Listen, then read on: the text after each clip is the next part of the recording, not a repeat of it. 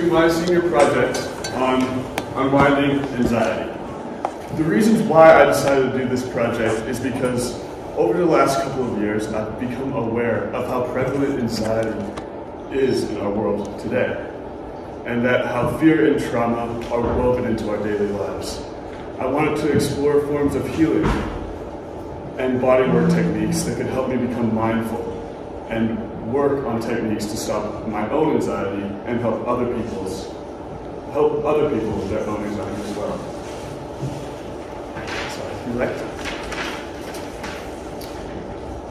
So first we're going to start off about what is anxiety. Anxiety is a complex, often disabilitating condition that affects millions of people worldwide. It is a feeling of unrest and worry that can be triggered by various factors, including stressful life events, genetic predisposition, and environmental forces. While it is normal to feel anxious from time to time, it becomes a problem when it starts to interfere with day-to-day life and becomes chronic. Anxiety disorders are the most common mental illness in the United States, affecting 40 million adults, or 18.1% of the population every year. From a scientific standpoint, anxiety is a complex interplay of genetic, environmental, and neurobiological factors. Researchers have identified regions of the brain that are involved in the regulation of anxiety, including the amygdala, prefrontal cortex, and hippocampus. The amygdala is responsible for processing emotional responses and often is overactive with people with anxiety disorders. The prefrontal cortex, which is involved in decision-making and emotion regulation, can also play a role in anxiety. Finally, the hippocampus is responsible for memory function and recall, which can be involved in the deployment of anxiety when going back to traumatic memories. Now we're going to look at what anxiety looks like in the body. Anxiety is a neural response to stress, danger, or perceived threat. When we encounter a stressful situation, our body's natural response is fight or flight.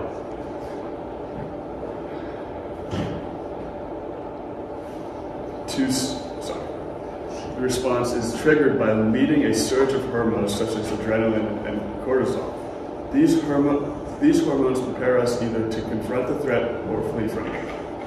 During an anxiety response, the heart rate and breathing increase, blood pressure rises, and the blood is redirected away from non-essential organs such as the digestive system towards the muscles.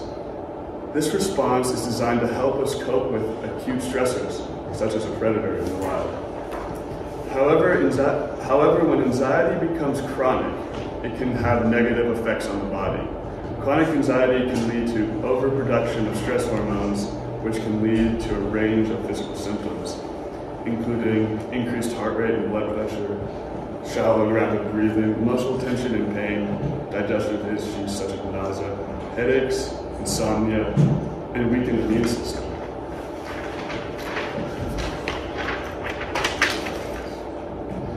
And then this is Dr. Judd and the book Unwinding Anxiety. And Dr. Judd and this book really changed my perspective on what anxiety actually is and how we can use mindfulness and use these techniques that I'm going to show you to really combat it. Dr. Judd Brewer, MD, PhD, is a psychiatrist and neuroscientist who specializes in the treatment of anxiety, addiction, and related disorders. He is the author of the book Unwinding Anxiety. The new science shows how to break the circles of worry, fear, and heal your mind. This book was published in 2021, so it's very new research. In Unwinding Anxiety, Dr. Brewer presents a unique approach to unwinding and treating anxiety based on the research and neurosciences. He argues that anxiety is not just a physiological issue, but also a physical one, rooted in the way our brains process information and respond to stress. Dr. Brewer's approach is using mindfulness practices and cognitive-based techniques to help identify and change thought processes that contribute to our anxiety. He also empathizes the importance of understanding the neurobiology of anxiety. and how it can be modified through behavior change. Dr. Brewer is a professor and director of research at the Mindfulness Center at Brown University. He's also featured in numerous media outlets, including New York Times, NPR, and CNN.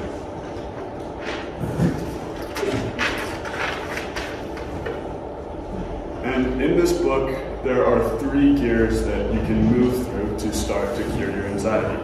And I am just going to touch on the first gear.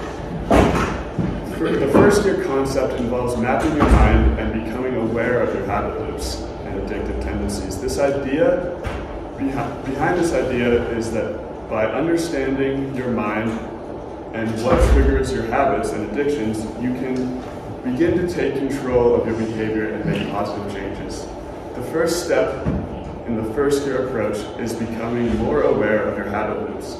Habit loops are patterns of behavior that we engage in automatically, often without even realizing them. These loops typically involve a trigger, a routine, and a reward. For example, if you have a habit of checking your phone every time you receive a notification, the trigger is the notification, the reward is checking your phone, and the routine is the way that you feel when you get either satisfaction or pleasure. Once you have identified your habit loops, the next step is to become more aware of your addictive tendencies. Addiction can take many forms, from substance abuse to compulsive behaviors such as gambling or shopping. By becoming more aware of your addictive tendencies, you can begin to understand the underlying causes of these behaviors and work to change them. To do this, it is important to identify your triggers. Triggers can be anything, from stress or anxiety, certain people, places, or situations. By understanding what your triggers are, you can begin to develop strategies for avoiding them or coping with these triggers. Finally, the first gear approach involves developing new habits and behaviors that are more allocated to your values and goals. This might involve finding new ways to cope with stress or anxiety, such as exercise, meditation, or developing new habits or interests that can provide a sense of fulfillment and pleasure. In summary, the first gear approach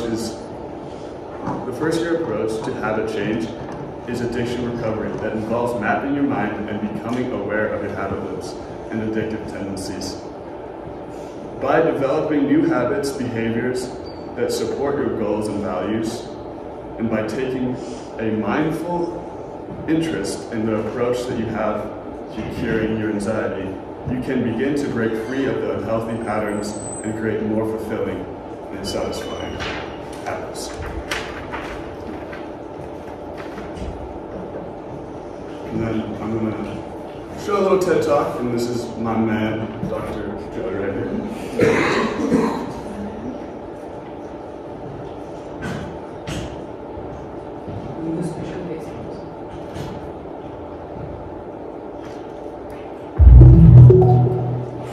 When I was first learning to meditate, tension in my breath, and when my mind wandered to bring it back. Sounded simple enough, yet I'd sit on these silent retreats, sweating through t-shirts in the middle of winter. I'd take naps every chance I got because it was really hard work. Actually, it was exhausting. The instruction was simple enough, but I was missing something really important. So why is it so hard to pay attention? Well, studies show that even when we're really trying to pay attention to something, like maybe this talk, at some point about half of us will drift off into a daydream or have this urge to check our Twitter feed. So what's going on here? It turns out that we're fighting one of the most evolutionarily conserved learning processes currently known in science, one that's conserved back to the most basic nervous systems known to man. This reward-based learning process is called positive and negative reinforcement, and basically goes like this. We see some food that looks good, our brain says, calories, survival. We eat the food, we taste it tastes good, and especially with sugar, our body sends a signal to our brain that says, remember what you're eating and where you found it. We lay down this context-dependent memory and learn to repeat the process next time. See food, eat food, feel good, repeat. Trigger, behavior, reward. Simple, right? Well, after a while, our creative brains say, you know what? You can use this for more than just remembering what food is. You know, next time you feel bad, why don't you try eating something good so you'll feel better? We thank our brains for the great idea. Try this and quickly learn that if we eat chocolate or ice cream when we're mad or sad, we feel better. Same process, just a different trigger. Instead of this hunger signal coming from our stomach, this emotional signal, feeling sad, triggers that urge to eat. Maybe in our teenage years, we were a nerd at school, and we see those rebel kids outside smoking, and we think, hey, I want to be cool, so we start smoking. The Marlboro Man wasn't a girl, and that was no accident. See cool, smoke to be cool, feel good. Repeat, trigger, behavior, reward. And each time we do this, we learn to repeat the process, and it becomes a habit.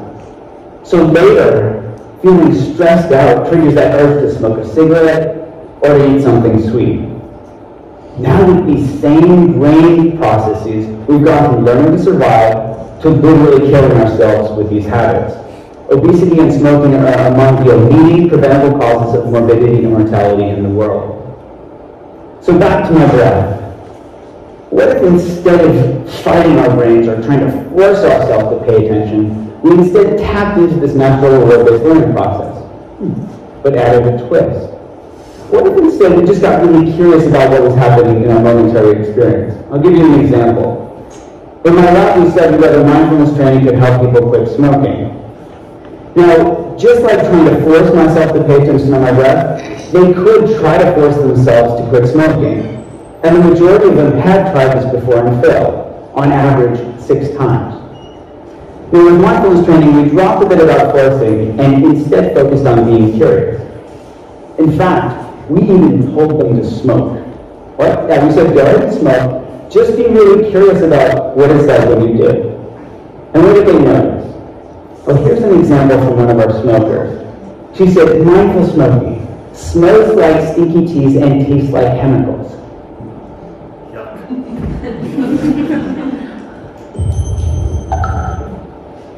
All right, now on to mapping your own mind.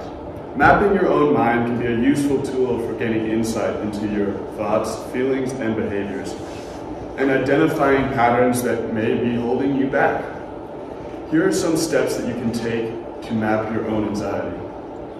Start by setting aside a time to reflect on your thoughts and feelings. Find a quiet and comfortable place where you won't be interrupted.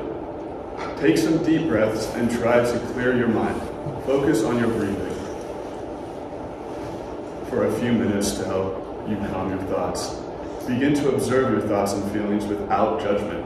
Notice any reoccurring patterns, emotions, or beliefs that come up. Write those observations down in a notebook.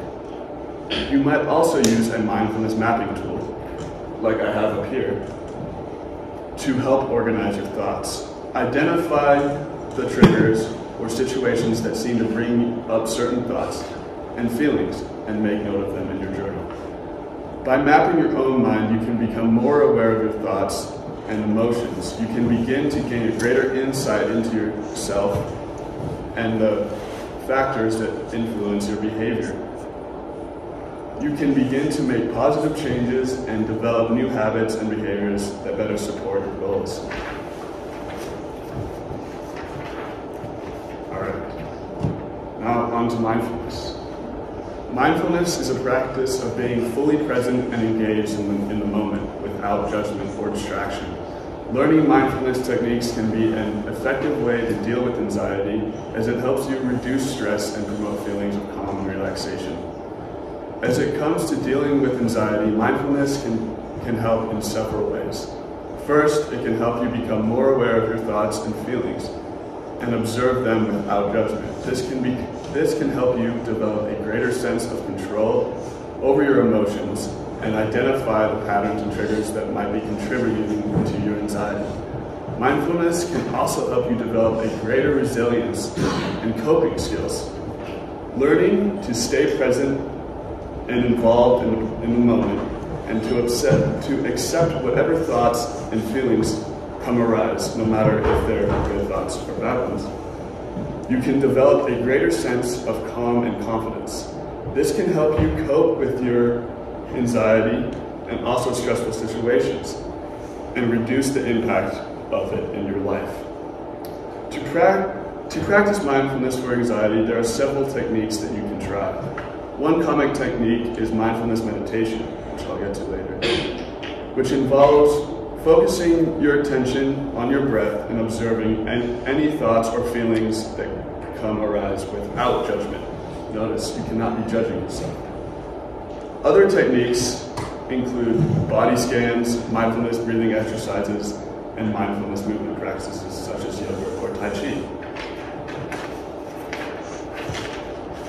Overall, learning mindfulness techniques can help you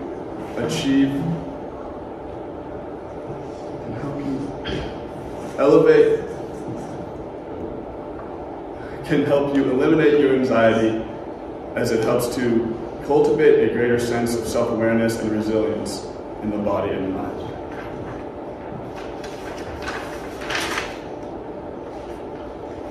Now, how bodywork can kickstart you into mindfulness.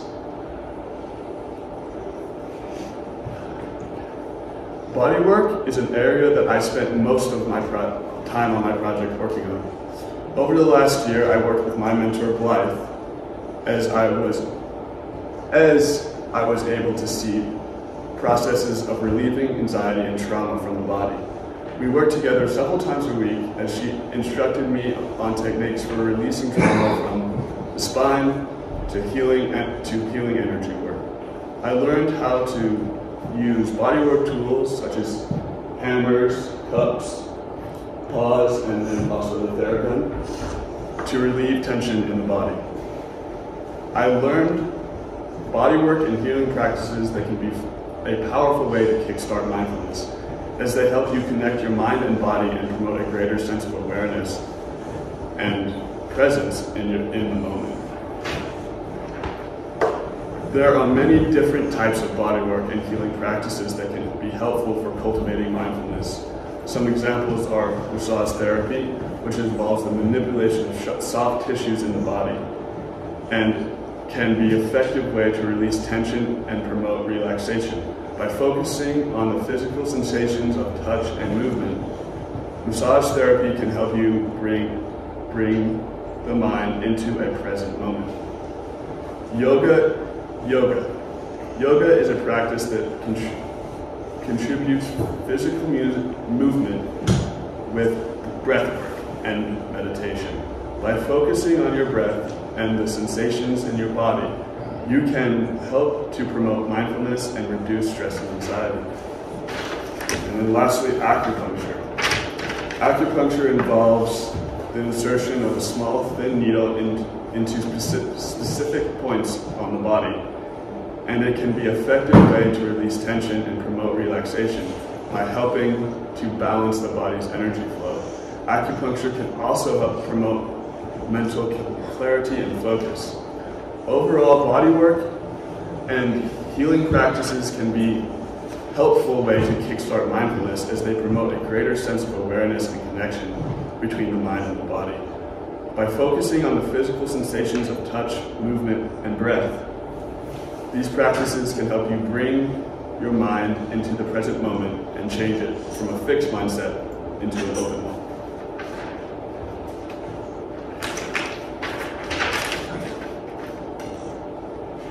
So, my own experience with anxiety. My own experience with anxiety goes back a pretty long time. When I was in 3rd grade, I was diagnosed with dyslexia. At the time, it was just a big word with no meaning. As I got older, I had to understand that my dyslexia came with many challenges, some straightforward and some with no explanation. As a child, I did not know how to separate my learning challenges from my emotions. This is where my anxiety loop was created. It would start with an academic difficulty and end up with panic and anxiety, over and over again, until it became a habit. Up until recently, I've never imagined another way besides struggling through education in a constant state of anxiety and trauma. This project has truly changed my outlook, and now I fully understand that anxiety is a habit and it can be changed. I know that my relationship toward learning can also be relearned, and new habits can be created. And then meditation techniques.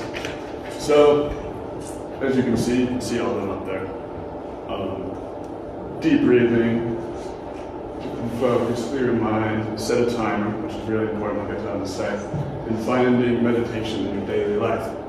And finding meditation can really happen anywhere. At least in my experience, if I'm feeling stressed out, I just have to close my eyes and start breathing and use my mindfulness techniques to calm myself down. But I think what really changed my perspective on meditation and what made me, I meditate every night now, is setting a timer. I started with 1 minute, and I tried to spend 1 minute focusing on my meditation. And throughout my project, I made it all the way up to 10 minutes of meditation, just going up by 1 minute. And I feel like using those techniques is really useful because you can pinpoint the anxiety in your body. Because you're so aware of what's going on, you can pinpoint the places that are giving you anxiety, and then you can go get body work for that, or do it yourself if you want. All right. I want to give a big thank you to my mentor, Blythe. She obviously has done amazing things with her work, and I think that I really want to continue this work in my life, and she really motivates me to keep on going and keep on working. And I want to thank my parents for being very supportive. I want to thank my class for being the people that they are, and I want to thank Mr. Wendland and my class sponsors for being very supportive.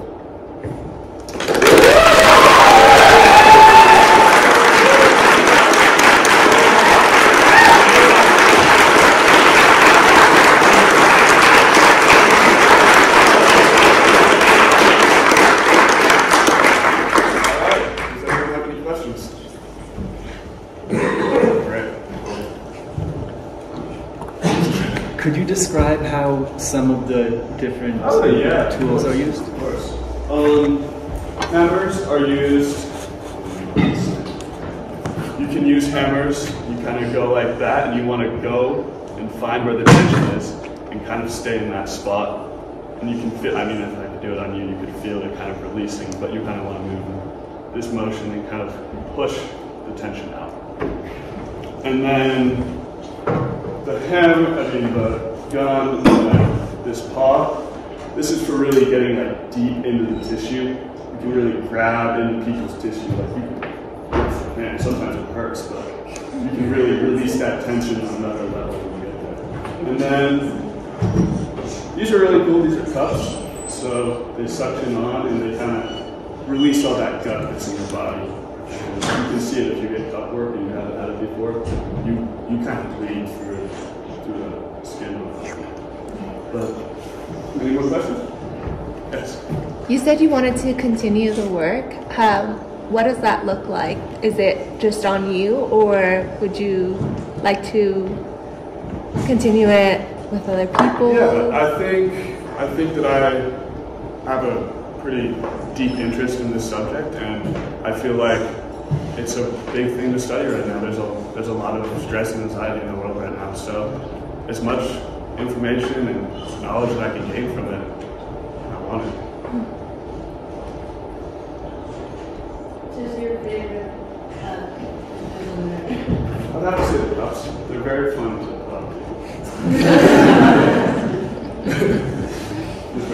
Where did you find that in your body you were carrying the majority of your anxiety? My neck. Here. Front. Did you get a chance to do body work on anyone and practice these techniques? I did. I actually did body work on Gilly. Quite happy about that. I think that he's a very good person to be a test subject. Taught me how to do it. He actually knows what body work is supposed to feel like.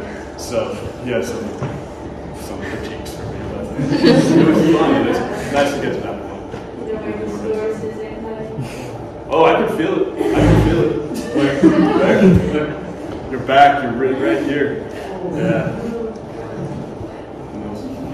All right.